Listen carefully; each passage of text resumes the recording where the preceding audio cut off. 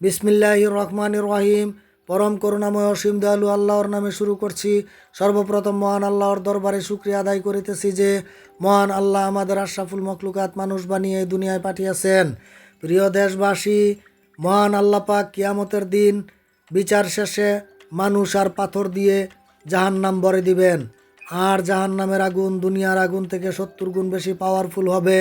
তাই আমাদের প্রত্যেকটি মানুষের অন্তরে আল্লাহর ভয় থাকতে হবে, অর্থাৎ গুনাহের কাজ থেকে বিরত থাকতে হবে।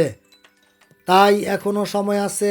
জীবিত থাকতে আমাদের উচিত পূর্বে সংগঠিত কৃত অপকর্মের জন্য তওবা করে আল্লাহর পথে ফিরে আসা।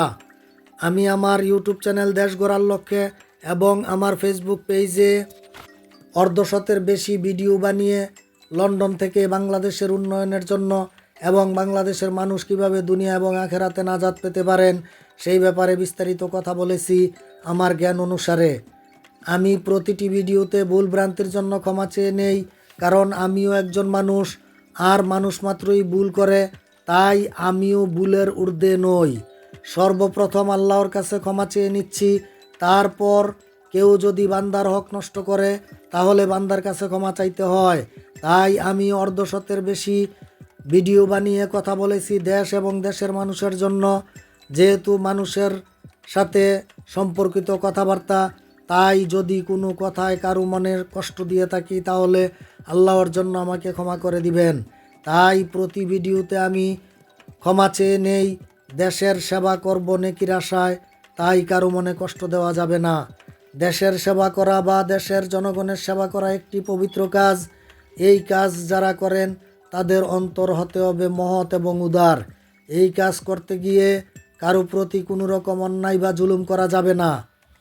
যেই সকল কর্মকাণ্ড করলে আল্লাহ চাইলে দুনিয়াতে অপমানিত, লাঞ্ছিত এবং শাস্তি ভোগ করতে হয়, আর আখেরাতে তো শাস্তি অনিবার্য। তাই এই সমস্ত কর্মকাণ্ড করা থেকে আমাদের দূরে থাকতে হবে। আমি প্রায় 3 মিনিট থেকে 5 মিনিট পর্যন্ত প্রতিটি ভিডিও বানিয়ে বিভিন্ন সেক্টরের উন্নয়নের জন্য কথা বলেছি। আমার মতামত, পরামর্শ, কিছু নীতিমালা, কিছু আইন প্রণালী তুলে ধরেছি। আশা করি এই সমস্ত পরিকল্পনাগুলো বিবেচনা করে ধীরে ধীরে বাস্তবায়ন করলে দেশের উন্নতি হবে ইনশাআল্লাহ। অর্ধশতের উপর ভিডিও বানিয়ে কথা বলেছি।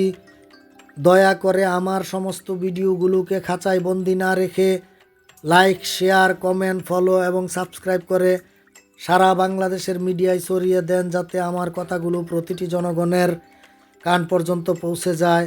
আর তা আইন প্রণেতাদের কাছে, সাংবাদিকগণের কাছে, ইউটিউবারদের কাছে, ছাত্র জনতাদের কাছে এবং সরকার মহোদয়ের কাছে পৌঁছে দিয়ে বাস্তবায়ন করলে কিছুটা হলেও দেশ এবং দেশের মানুষের উপকার হবে বলে আমার বিশ্বাস। ভুল ত্রুটি হলে ক্ষমা সুন্দর দৃষ্টিতে দেখবেন। ওমা তৌফিকি ইল্লা বিল্লাহ। আসসালামু আলাইকুম ওয়া রাহমাতুল্লাহ।